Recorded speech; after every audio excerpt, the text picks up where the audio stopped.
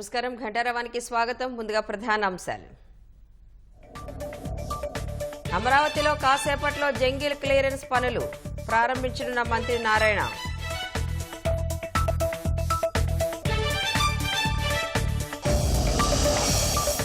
CM Chandrababu అధ్యక్షతన నేడు రాష్ట్ర కేబినెట్ భేటీ. వాలంటీర్ల వ్యవస్థ, భూ అక్రమాల ఫిర్యాదులపై చర్చ.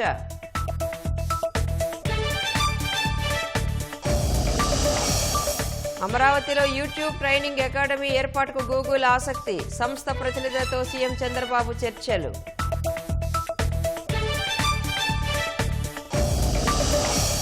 జలవనరుల శాఖని వైసీపీ నిర్వీర్యం చేసిందన్న నిమ్మల. ప్రాజెక్టులను పూర్తి చేసేందుకు కృషి చేస్తున్నామని వెల్లడి.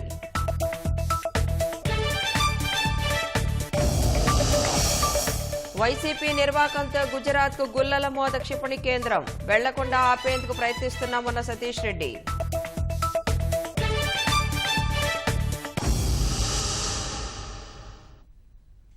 రాజధాని అమరావతిలో జంగిల్ క్లియరెన్స్ పనులను మంత్రి నారాయణ ప్రారంభిస్తున్నారు. ప్రత్యక్ష ప్రసారం ద్వారా చూద్దాం.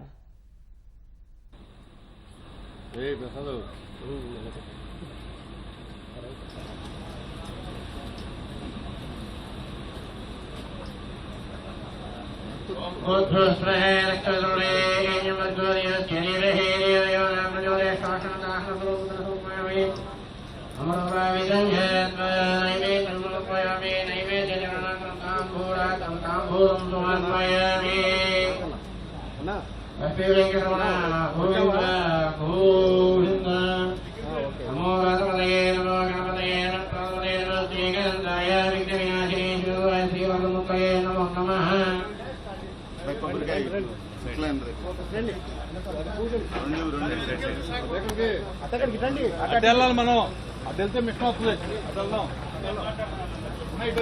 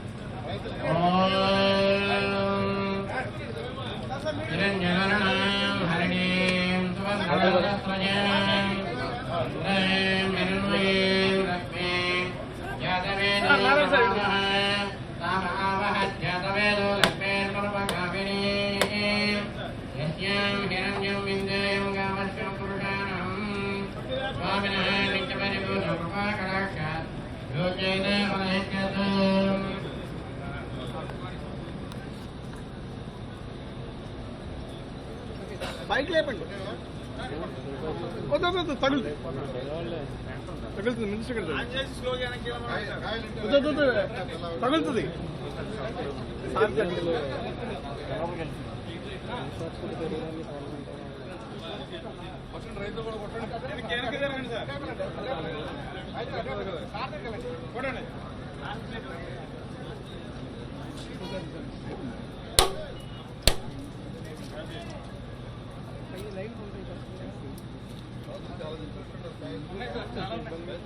శంకర్ గారు కొంచెం అవకాశం ఇస్తారా? మొత్తం కరెక్ట్ చేస్తారు.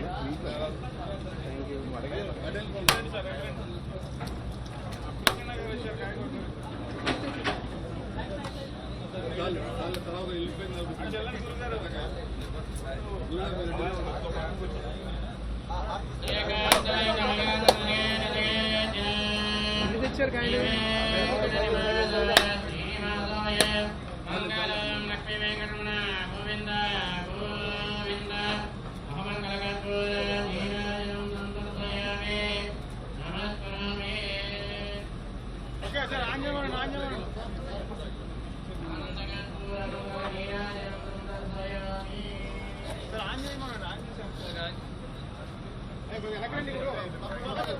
బాబు జాగ్రత్త మెట్టు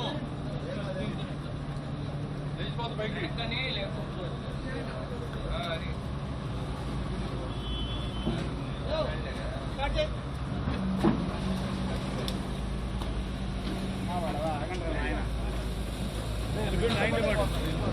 జంగిల్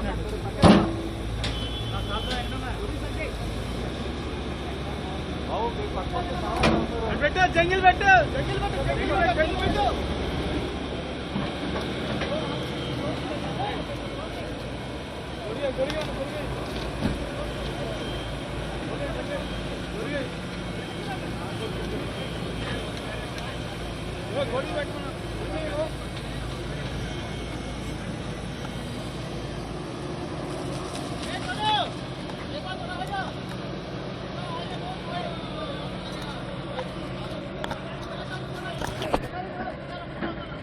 అడ్రాక్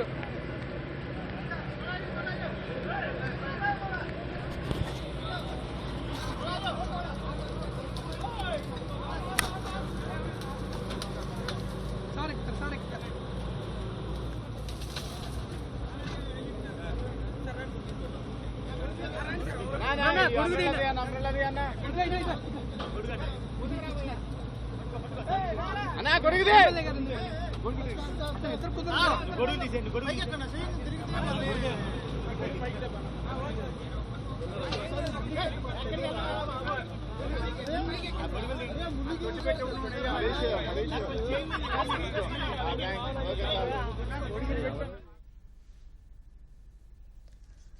రాజధాని అమరావతి ప్రాంతంలో జంగిల్ క్లియరెన్స్ పనులు ప్రారంభమయ్యాయి. రాజధానిలో వివిధ ప్రాజెక్టుల నిర్మాణం, మౌలిక సదుపాయాల కల్పనతో పాటు భూములిచ్చిన రైతులకు రిటర్నబుల్ ప్లాట్లు ఇచ్చేందుకు వీలుగా ఈ జంగిల్ క్లియరెన్స్ కార్యక్రమాన్ని చేపట్టారు.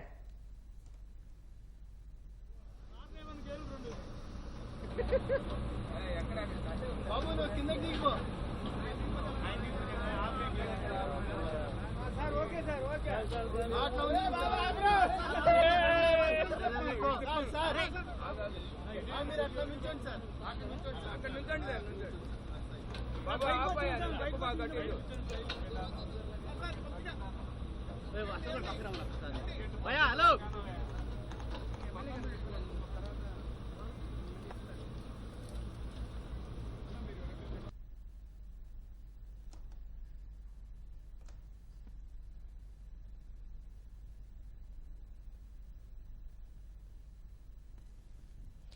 రాజధాని అమరావతి ప్రాంతాల్లో జంగిల్ క్లియరెన్స్ పనులు ప్రారంభమయ్యాయి. మంత్రి నారాయణ కొబ్బరికాయ కొట్టి ఈ పనులు ప్రారంభించారు. రాజధానిలో వివిధ ప్రాజెక్టుల నిర్మాణం, మౌలిక సదుపాయాల కల్పనతో పాటు భూములిచ్చిన రైతులకు రిటర్నబుల్ ప్లాట్లు ఇచ్చేందుకు వీలుగా ఈ జంగిల్ క్లియరెన్స్ కార్యక్రమాన్ని చేపట్టారు.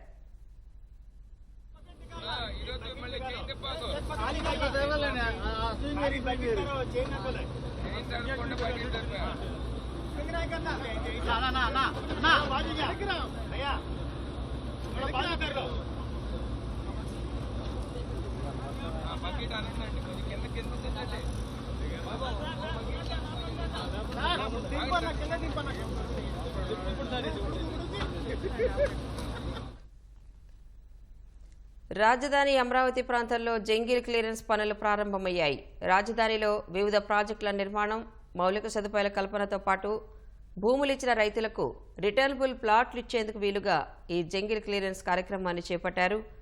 గడిచిన 5 ఏళ్లుగా ఈ ప్రాంతాన్ని పట్టించుకోకపోవడంతో ప్రభుత్వ భవనాలు, ఎమ్మెల్యే, ఎమ్మెల్సీ క్వార్టర్లు, సచివాలయ, హెచ్డి ఐకానిక్ టవర్లు, ఎన్జీఓ భవనాలు తదితర ప్రాంతాల్లో ముళ్ల పొదలు పెద్ద ఎత్తున పెరిగిపోయాయి. రాజధాని ప్రాంతంలోని 217 చదరపు కిలోమీటర్ల ప్రాంతంలో దాదాపు 70% మేర ప్రాంతాల్లో ఈ ముళ్ల పొదలు, తుప్పలు పెరిగిపోయాయి. దీంతో ఈ పొదలను, తుప్పలను తీసివేస్తేనే డక్ట్లు, డ్రైన్లు, రహదారుల వంటి పనుల్ని చేపట్టారు. 36 కోట్ల రూపాయలను వెచ్చించి వీటిని తొలగించేందుకు టెండర్లను ప్రభుత్వం పిలిచింది. ఎన్సీసీ కంపెనీ ఈ టెండర్లను దక్కించుకుంది.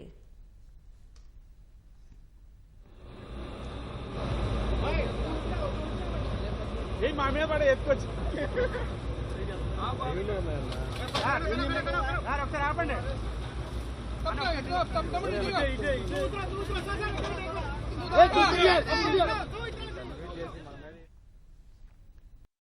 ముఖ్యమంత్రి చంద్రబాబు అధ్యక్షతన ఇవాళ రాష్ట్ర కేబినెట్ భేటీ కానుంది. సచివాలయంలో ఉదయం 11 గంటలకు మంత్రివర్గం భేటీ జరగనుంది. Vote on account, budget, ratification సహా వాలంటీర్ల వ్యవస్థ, రాష్ట్ర వ్యాప్తంగా భూ అక్రమాలపై వస్తున్న ఫిర్యాదులు, చేపట్టాల్సిన చర్యలపైన కేబినెట్లో చర్చించి నిర్ణయం తీసుకునే అవకాశం ఉంది. రామాయపట్నం పోర్ట్ అంశంతో పాటు రాష్ట్రంలోని వివిధ ప్రాంతాల్లో ఎయిర్పోర్ట్లు, ఎయిర్ స్ట్రిప్ల నిర్మాణానికి సంబంధించిన అంశంపై కూడా మంత్రివర్గంలో చర్చించి నిర్ణయం తీసుకునే అవకాశం ఉన్నట్లు తెలుస్తోంది. మరోవైపు వేర్వేరు ప్రభుత్వ రంగ సంస్థలు, శాఖల్లో జరిగిన అక్రమాలపై విచారణకు సంబంధించిన అంశంపై కూడా చర్చించేందుకు ఆస్కారం ఉంది.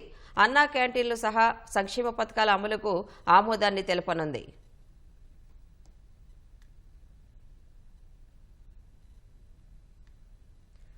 5 ఏళ్ల పాలనలో వైసీపీ ప్రభుత్వం సాగించిన విధ్వంసం పారిశ్రామిక అభివృద్ధిని దూరం చేయడమే కాకుండా ప్రతిష్టాత్మక క్షిపణి పరీక్షా కేంద్రం ఏర్పాటును ప్రశ్నార్థకం చేసింది. కేంద్ర అటవీ పర్యావరణ మంత్రిత్వ శాఖ నుంచి 2వ దశ అనుమతులు మంజూరైనప్పటికీ కృష్ణా జిల్లా దివిసీమ ప్రాంతం గుల్లల మోదలో ఏర్పాటు చేయాల్సిన క్షిపణి పరీక్షా కేంద్రం ఇప్పుడు ఆంధ్రప్రదేశ్కు బై చెప్పి గుజరాత్లో ఏర్పాటు దిశగా ప్రయత్నాలు జరుగుతున్నట్లు అత్యంత విశ్వసనీయ సమాచారం. అధికారికంగా ఇంకా ఎలాంటి ప్రకటన రాకపోయినప్పటికీ తాజా పరిణామాలు అనుమానాలకు బలాన్ని చేకూరుస్తున్నాయి. వైసీపీ ప్రభుత్వ విధానాలకు ప్రైవేటు పరిశ్రమలే కాదు, కేంద్ర ప్రభుత్వ ప్రాజెక్టులు సైతం ఏపీ నుంచి వెళ్లిపోయే పరిస్థితి దాపురించింది. గత 5 ఏళ్లలో రాష్ట్ర ప్రభుత్వం సహకారం కొరవడిన కారణంగా కృష్ణా జిల్లా దివిసీమ ప్రాంతంలో ఏర్పాటు చేయదలిచిన రక్షణ పరిశోధన అభివృద్ది సంస్థ క్షిపణి పరీక్షా కేంద్రాన్ని గుజరాత్కు తరలించేందుకు ఏర్పాట్లు చేస్తున్నారు. ప్రస్తుతం క్షిపణి పరీక్ష కేంద్రంగా ఉన్న ఒడిశాలోని బాలాసోర్ కంటే అనువైన ప్రాంతం కోసం అన్వేషించిన కేంద్ర రక్షణ శాఖ 2011లో కృష్ణా జిల్లా నాగాయలంక మండలంలోని గుల్లల మోద గ్రామాన్ని ఎంపిక చేసింది. ఇక్కడ 386 ఎకరాలు కావాలని డీఆర్డీఓ 2012లో ప్రతిపాదించగా అప్పటి ఉమ్మడి రాష్ట్ర ప్రభుత్వం శ్రద్ధ పెట్టలేదు. 2014లో ఎన్డీఏ అధికారంలోకి వచ్చాక సీఎం చంద్రబాబు కేంద్రంతో చర్చించారు. 2017లో ఏటిమొగ్గ రెవెన్యూ గ్రామ పరిధిలోని అభయారణ్యంలో 381.61 ఎకరాల్ని రాష్ట్ర ప్రభుత్వం డీఆర్డీఓకు కేటాయించింది. దీనికి బదులుగా గణపేశ్వరం పరిధిలోని అంతే రెవెన్యూ భూమిని అటవీ శాఖకు అప్పగిస్తూ జీవో 1352 ఇచ్చింది. 2017లోనే కేంద్ర అటవీ పర్యావరణ మంత్రిత్వ శాఖ నుంచి తొలిదశ అనుమతులు వచ్చాయి. 2018లో సీఆర్జెడ్ నుంచి కూడా మినహాయింపు తీసుకున్నారు. 2019లో పర్యావరణ మంత్రిత్వ శాఖ నుంచి 2వ దశ అనుమతులు లభించగా 2020-21లో ఆ స్థలాన్ని డీఆర్డీఓ స్వాధీనం చేసుకుని ప్రహరీని ఓ భవనాన్ని నిర్మించింది. తర్వాత ఎలాంటి పురోగతి లేదు.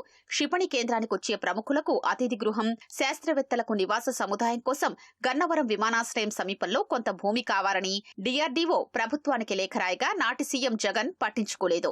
డీఆర్డీఓ చైర్మన్ గా ఉన్న సతీష్ రెడ్డి పలుమార్లు నాగాయలంకను సందర్శించారు. 2021 జూలైలో వచ్చినప్పుడు త్వరలోనే నిర్మాణ పనులు చేపడతామని ప్రకటించారు. ప్రస్తుతం కేంద్ర రక్షణ శాఖ శాస్త్ర సలహాదారుగా ఉన్న ఆయన క్షిపణి పరీక్షా కేంద్రం తరలిపోకుండా ప్రయత్నిస్తున్నామని ఇటీవల చెప్పారు. మేమేదైతే క్షిపణి కేంద్రం అనుకుంటున్నామో అక్కడి నుంచి ఒక 8 కిలోమీటర్ల దూరంలో ఎక్కడ ఒక చిన్న ఇల్లు కూడా లేదు. అందుకని చాలా రక్షితమైనటువంటి ప్రదేశం. దానికోసం అందుకని కష్టపడి అన్నీ తీసుకుని వచ్చాం. ఇక్కడైతే ఇక్కడ మెయిన్గా మనం మెయిన్ ల్యాండ్లో ఏదైతే చేయాలనో అక్కడంతా కూడా కట్టడాలు జరిగాయి. మిగతావి జరగాలి, దానికి కొన్ని అనుమతులు రావాలి. ఖచ్చితంగా వచ్చి ఇక్కడ క్షిపణి కేంద్రం వస్తుందని చెప్పి ఖచ్చితంగా ఆశిస్తున్నాను. ఈ ప్రాంతంలో ఉండేటువంటి వారికి ఆశిస్తున్నాను. శ్రీహరికోటలోని షార్ తరహాలో ఇక్కడ అంతరిక్ష పరీక్షా కేంద్రం అభివృద్ధికి అవకాశం ఉంది. తొలి దశలో సుమారు 1800 కోట్లు వెచ్చించారని కేంద్రం ప్రణాళికలు వేసింది. 5 ఏళ్లుగా జగన్ సర్కార్ స్పందించని కారణంగా ఈ కేంద్రాన్ని గుజరాత్ కు తరలించాలనే యోచనలో డీఆర్డీఓ ఉన్నట్లు తెలిసింది. దీనిపై అవనిగడ్డ ఎమ్మెల్యే మండలి బుద్ధప్రసాద్ ఆందోళన వ్యక్తం చేశారు. క్షిపణి పరీక్షా కేంద్రాన్ని గుజరాత్ కు తరలించాలన్న ప్రతిపాదనపై ఇప్పటికే CM Chandrababu, deputy CM Pawan Kalyan దృష్టికి తీసుకెళ్లినట్లు తెలిపారు. వారు ప్రధానితో చర్చించి కేంద్రాన్ని ఇక్కడే కొనసాగిస్తారన్న విశ్వాసం ఉందన్నారు.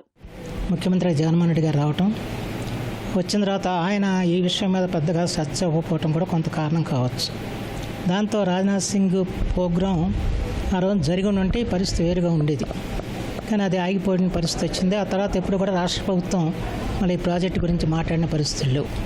సరే, దానివల్ల ఏమైందంటే మళ్ళీ దాదాపు 26,000 కోట్ల రూపాయల ప్రాజెక్ట్ అది మా ప్రాంతంలో వస్తే మాకు ఒనగోరే ప్రయోజనం ఏంటంటే ఇప్పుడున్న రహదారులు కానివ్వండి, వంతెనలు కానివ్వండి, అవన్నీ కూడా డెవలప్ చేయాల్సిన పరిస్థితి ఉంటుంది. అదంతా కూడా రక్షణ శాఖ ద్వారా వాళ్ళే చేస్తారు.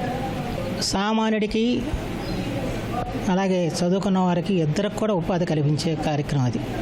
ఇటీవల అక్కడ కార్యక్రమం జరిగినప్పుడు కొన్ని 100 మంది అక్కడ పనిచేసే అవకాశం కలిగింది. అయితే ఇవాళ చంద్రబాబు గారు ముఖ్యమంత్రిగాను, అలాగే పవన్ కళ్యాణ్ ఉప ముఖ్యమంత్రిగా వాళ్ళ ఎన్డీఏ సహకారంతో ఈ ప్రాజెక్టును సాధిస్తారని చెప్పి నేనైతే భావిస్తున్నాను. రాష్ట్రంలో కొత్తగా ఏర్పాటైన ప్రభుత్వ వైద్య కళాశాలలో ప్రవేశాలకు జాతీయ వైద్య కమిషన్ నుంచి అనుమతుల రాకపై సస్పెన్స్ కొనసాగుతోంది. పాడేరు, మార్కాపురం, పులివెందుల, ఆదోని, మదనపల్లి కళాశాలల్లో 2024-25 సంవత్సరంలో ప్రవేశాలకు అనుమతులు ఇచ్చేందుకు ఎన్ఎంసీ ప్రాథమిక స్థాయిలో నిరాకరించింది. దీనిపై రాష్ట్ర ప్రభుత్వంతో పాటు 5 కళాశాలల ప్రిన్సిపాల్స్ అప్పీల్ చేశారు. గుర్తించిన లోపాలను సరిచేస్తామని రాష్ట్ర ప్రభుత్వం అండర్టేకింగ్ ఇస్తే పులివెందుల కళాశాలలో 50 సీట్ల భర్తీకి ఆమోదం తెలుపుతామని ఎన్ఎంసీ తాజాగా స్పష్టం చేసింది. మిగిలిన 4 వైద్య కళాశాలలో ప్రవేశాలకు అనుమతిపై ఎన్ఎంసీలో స్పందన లేదు. ప్రతి వైద్య కళాశాలలోనూ ఎంబీబీఎస్లో 100 సీట్ల భర్తీకి అనుమతులు కోరుతూ గత ఏడాది ఆగస్టులో వైకాపా ప్రభుత్వం దరఖాస్తు చేసింది. ఈ మేరకు ఎన్ఎంసీ బృందాలు ఈ 5 కళాశాలల్లో తనిఖీలు నిర్వహించి వీటిలో వైద్య బోధకుల కొరత ఉన్నట్లు గుర్తించాయి. నాటి వైకాపా ప్రభుత్వం కళాశాలల్లో తగిన వసతులు కల్పించడంలో ఘోరంగా విఫలమైంది. వైద్యులకు పదోన్నతులు ఇచ్చినా బోధకుల కొరత తీరడం లేదు. హాస్టల్ భవన నిర్మాణాలు, లెక్చర్ థియేటర్లు, ఎగ్జామినేషన్ హాల్స్ సిద్ధంగా కాలేదు. ఈ పరిస్థితుల్లో పులివెందులలో సీట్ల భర్తీకి ఎన్ఎంసీ విధించిన షరతు మేరకు అండర్టేకింగ్ ఇవ్వాలంటే ప్రభుత్వం అందుకు తగ్గట్లు చర్యలు తీసుకోవాలి. దీనిపై వైద్య ఆరోగ్య శాఖ స్పందించాల్సి ఉంది. రాష్ట్రంలోని అన్ని ప్రభుత్వ, ప్రైవేటు వైద్య కళాశాలల్లో ప్రస్తుత విద్యా సంవత్సరం నుంచి ఈడబ్ల్యూఎస్ కోటా కింద 10% సీట్లు భర్తీ చేయనున్నారు. ఈ మేరకు ప్రభుత్వం ఉత్తర్వులు జారీ చేసింది. రాష్ట్రంలో ఇప్పటి వరకు కొన్ని ప్రభుత్వ వైద్య కళాశాలల్లోనే ఈడబ్ల్యూఎస్ కింద సీట్లు భర్తీ చేస్తూ వస్తున్నారు. అయితే ఈ కోటా కింద పూర్తి స్థాయిలో సీట్ల భర్తీ జరగాల్సిందేనని జాతీయ వైద్య కమిషన్ గతేడాది అక్టోబర్లో రాష్ట్ర ప్రభుత్వాలకు స్పష్టం చేసింది. ఈ నేపథ్యంలో ఎన్టీఆర్ ఆరోగ్య విశ్వవిద్యాలయం అనుబంధ గుర్తింపు కలిగిన అన్ని వైద్య కళాశాలల్లో ఈడబ్ల్యూఎస్ కోటా కింద 10% సీట్లు భర్తీ చేయాలని ప్రభుత్వం తాజాగా ఆదేశించింది. ఎంబీబీఎస్, పీజీ, డెంటల్ కోర్సులో ప్రవేశాలకు ఈ నిర్ణయం వర్తిస్తుంది. సూపర్ స్పెషాలిటీ కోర్సుల్లో ప్రవేశాలకు ఈ నిర్ణయం వర్తించదని వైద్య ఆరోగ్య శాఖ ప్రత్యేక ప్రధాన కార్యదర్శి కృష్ణబాబు ఉత్తర్వుల్లో పేర్కొన్నారు. వైసీపీ పాలనలో ఫైబర్ నెట్లోని అక్రమాలు నిగ్గు తేల్చాలని ప్రభుత్వం నిర్ణయించింది. కనెక్షన్లలో గోల్మాల్తో పాటు అవుట్సోర్సింగ్ సిబ్బంది నియామకాల్లో జరిగిన అక్రమాలపై విచారణ జరిపించాలని భావిస్తోంది. వైసీపీ హయాంలో ఎండీ మధుసూదన రెడ్డి బాధ్యతలు చేపట్టినప్పటి నుంచి పాలనా వ్యవహారాల దస్త్రాలను ఆఫ్లైన్లో నిర్వహించారు. వాటిని స్కాన్ చేయించి ఆన్లైన్లో అందుబాటులోకి తీసుకురానున్నారు.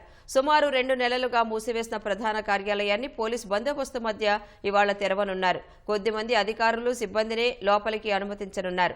కార్యాలయం తెరిచే సమయంలో నగర పోలీస్ కమిషనర్ ఏర్పాట్లను పర్యవేక్షించాలని ఆదేశించింది. ఈ కార్యాలయంలో భారీ ఎత్తున అక్రమాలు జరిగాయని మంగళవారం జరిగిన సమీక్షలో అధికారులు సీఎం దృష్టికి తీసుకొచ్చారు. దీంతో తక్షణం కార్యాలయాన్ని తెరచి అందులో జరిగిన అక్రమాలపై నివేదిక ఇవ్వాలని సంస్థ సీఈఓ ప్రవీణ్ ఆదిత్యను సీఎం ఆదేశించారు. జగన్ అండతో మాజీ ఎండీ మధుసూదన్ రెడ్డి ఈ సంస్థ ఆదాయాన్ని సొంత జాగీరులా పంచిపెట్టారు. 5 ఏళ్లలో సంస్థ పేరిట తీసుకున్న 1250 కోట్ల రుణాన్ని ఏం చేశారో తేలాల్సి ఉంది. ఎన్నికలకు ముందు 900 కోట్ల అప్పులు తెచ్చి లెక్కాపత్రం లేకుండా పంచిపెట్టినట్లు సమాచారం. ఫైబర్ నెట్ కనెక్షన్ల ఆదాయాన్ని దారి మళ్లించినట్లు ఆరోపణలు ఉన్నాయి. కనెక్షన్లను తగ్గించి చూపి మిగిలిన మొత్తాన్ని మరో బ్యాంకు ఖాతాకు జమ చేసేలా మాజీ ఎండీ వ్యవహరించినట్లు ఆరోపణలు ఉన్నాయి. 1299 మంది సిబ్బందిలో 2 మినహా మిగిలిన వారంతా వైసీపీ నేతల సిఫార్సుతో నియామకాలు పొందారు. వారిలో సగం మంది కూడా క్షేత్రస్థాయిలో కనిపించుకున్నా ప్రతి నెల వారి పేరిట జీతాల చెల్లింపు జరుగుతోంది. ఫైబర్ నెట్లో అక్రమాలపై 4 రోజుల్లో ప్రభుత్వానికి నివేదిక ఇవ్వాలని అధికారులు భావిస్తున్నారు. ఇవాల్టి నుంచి దస్త్రాల స్కానింగ్తో పాటు సంస్థ బ్యాంకు ఖాతాల ఆధారంగా జరిపిన చెల్లింపులను ఆడిట్ నిపుణులు పరిశీలించనున్నారు. రాజధాని అమరావతిలో జంగిల్ క్లియరెన్స్ పనుల ప్రారంభం అనంతరం మంత్రి నారాయణ మాట్లాడుతున్నారు. ప్రత్యక్ష ప్రసారం ద్వారా చూద్దాం. ఇచ్చిన ఫస్ట్ ఆదేశం అంటే ఫస్ట్ కంప తొలగించండి. అప్పుడు ఎవరికి ఇచ్చిన ప్లాట్లు ఎక్కడ ఉన్నాయో వాడు చూసుకుంటారు. కనీసం ఇప్పుడు మనం ప్లాట్లు ఇచ్చాం రైతులకి, ఎవరు ఎక్కడుండో ఎవరికి తెలియదు అన్నారు. దాని మీద చేస్తున్నాం. తర్వాత ఏదైతే బిల్డింగ్స్, రోడ్లు అప్పుడు కట్టామో గత 5 సంవత్సరాలు ఎటువంటి మెయింటెనెన్స్ కానీ దాని గురించి పట్టించుకోకుండా గత ప్రభుత్వం, వైఎస్ఆర్సీ ప్రభుత్వం వదిలేస్తే దాని వల్ల కంటిన్యూ చేయాలని ముఖ్యమంత్రి గారు ఆదేశించడం, దాని మీద స్టడీ చేయడానికి ఐఐటి హైదరాబాదు, ఐఐటి చెన్నై ఇద్దరికి ఇచ్చాం. వాళ్ళకు కూడా 1 మంత్ టైం ఇచ్చాము. వాళ్ళు మొన్నొచ్చి స్టడీ చేశారు. ప్రైమరీ రిపోర్ట్ త్వరలో ఇస్తారు.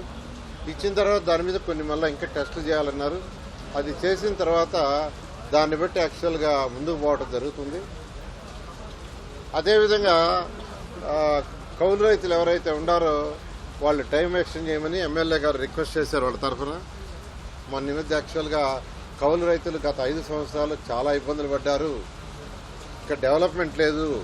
ఇక్కడ గత 5 సంవత్సరాలు డెవలప్మెంట్ ఉంటే వాళ్ళు ఏ ఉద్దేశంతో ఇచ్చారో ఆ ఉద్దేశం నెరవేరి ఉండేది. కౌలు కూడా సరిగా ఇవ్వలేదు కాబట్టి మరొక 5 సంవత్సరాలు ఎక్స్టెండ్ చేయమన్నారు. అదేవిధంగా పెన్షన్స్ ఏదైతే ఉండే వాళ్ళకు కూడా, అంటే కూలీ రైతులు, అమరావతిలో కూలీ రైతులు, భూమి లేని నిరుపేదలకు ఏదైతే పెన్షన్ అప్పుడు ఇచ్చామో వాళ్ళది కూడా 5 సంవత్సరాలు ఎక్స్టెండ్ చేయమంటే ముఖ్యమంత్రి గారు మన అథారిటీ మీటింగ్లో అది ఎక్స్టెండ్ చేయమని యాక్చువల్గా ఇన్స్ట్రక్షన్ ఇవ్వడం జరిగింది. ఈ విధంగా ఏ రైతులైతే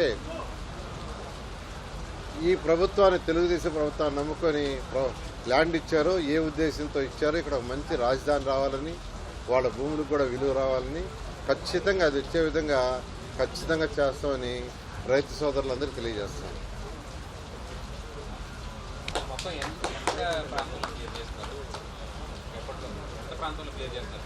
ఇది మొత్తం 58,000 ఎకరాలండి, ఇంక్లూడింగ్ గ్రామ కంటాలు కావచ్చు, రోడ్లు కావచ్చు, ప్రభుత్వ ఆఫీసులు కావచ్చు, ల్యాండ్ పుల్లింగ్ తీసుకున్న 34,000 ఎకరాలు కావచ్చు. దీంట్లో అంటే వాళ్ళు డ్రోన్ ద్వారా మొత్తం తీసుకున్నారు స్టడీ. డ్రోన్ ద్వారా మన సిఆర్డీ ఆఫీస్ వాళ్ళు స్టడీ చేస్తే సుమారుగా 24,000 ఎకరాల్లో 24,000 ఎకరాల ఏరియా క్లీన్ చేయాల్సి వస్తుంది. 24,000 ఎకరాలు, దాని తగ్గట్టుగా టెండర్ ఇచ్చారు. 1 మంత్లో దీన్ని కంప్లీట్ చేయడం జరుగుతుంది. అది వాళ్ళకే ఇచ్చాం. యాక్చువల్గా మనకి ఎన్ని మిషన్స్ అనేది డిపార్ట్మెంట్ వాళ్ళు, కొంతమంది రైతులు వాళ్ళు కూడా యాక్చువల్గా ఎవరైతే వస్తున్నారో ముందుకి మిషన్ నుండి వాళ్ళందరూ కూడా ఇస్తామన్నారు. వాళ్ళు ఇచ్చి వర్క్ చేయించుకుంటారు. ఇంకా రాలేదు యాక్చువల్గా, వాళ్ళు ప్రిలిమినరీగా స్టడీ చేసిపోయారు. ప్రిలిమినరీ రిపోర్ట్ వచ్చిన తర్వాత దాన్ని బట్టి ఫర్దర్గా పోతుంది.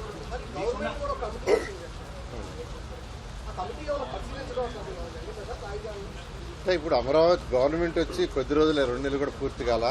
మొత్తం స్టడీ జరుగుతుంది. మరొక 2 నెలలు స్టడీ జరుగుతుంది. ఎందుకంటే గ్రీన్ అయితే ఇప్పటికప్పుడు టెండర్లు పిలిచేయచ్చు. ఒకసారి కొంత వర్క్ చేసి కొన్ని 90%, 80%, 40% వర్క్ రకరకాలుగా ఉన్నాయి కాబట్టి వీటికి కమిటీలు వేసాం. ఆ కమిటీలు కూడా 1 మంత్ టైం ఇచ్చాం, అంటే స్టడీ చేసి రిపోర్ట్ ఇవ్వమని. ఈ రిపోర్ట్లు వచ్చిన తర్వాత దాని మీద ముందుకు పోవడం. Okay, thank you.